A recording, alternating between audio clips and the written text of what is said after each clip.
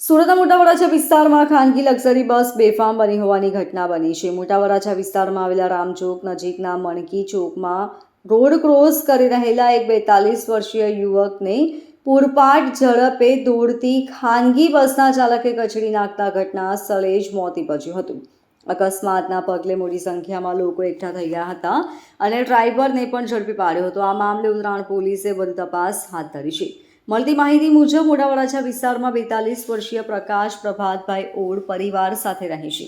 ગતરોજ ઘર નજીક આવેલા રામચોકની પાસેના મણકીમાં ચોક ખાતે પગપાળા પસાર થઈ રહ્યો હતો. દરમિયાન પ્રકાશને રોડ ક્રોસ કરતા સમય પૂરપાટ ઝડપે દોડી રહેલી શ્રીરામ નામની ખાનગી લક્ઝરી બસના ચાલકે પ્રકાશને અડફેટે લઈને કચડી નાખ્યો હતો. બસનું ટાયર પ્રકાશની ઉપરથી ફરી વળતા ઘટના સ્થળે તેનું મોત નીપજ્યું હતું.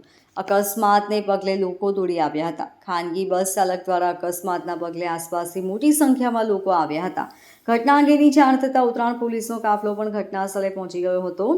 અકસ્માતના પગલે ટ્રાફિક જામના દ્રશ્યો પણ સર્જાયા હતા. આ સાથે લોકોમાં અકસ્માત કરનાર બસ ચાલક વિરુદ્ધ રોષ પણ જોવા મળી રહ્યો હતો. ઉત્તરાયણ પોલીસ દ્વારા સ્થિતિ કાબૂમાં લઈને ટ્રાફિક હળવો કરવાની સાથે મૃતદેહને પોસ્ટમોર્ટમ અર્થે સિવિલ હોસ્પિટલ ખસેડ્યો હતો અને પોલીસે બસ ચાલક સામે ગુન્હો નોંધ્યો હતો. અકસ્માત કરનાર ખાનગી બસના ચાલક સિદ્ધરાજસિંહ સરવૈયાને ઝડપી પાડવામાં આવ્યા હતા. ઉત્તરાયણ પોલીસ દ્વારા બસના ચાલક સિદ્ધરાજસિંહ વિરુદ્ધ અકસ્માતનો ગુનો દાખલ કરી વધુ કાર્યવાહી હાથ ધરવામાં આવી છે. મૃતક યુવકના પરિવારને જાણ કરવામાં આવતા તે પણ ઘટના સ્થળે દોડી આવ્યા હતા. Bureau report LK star news Surat.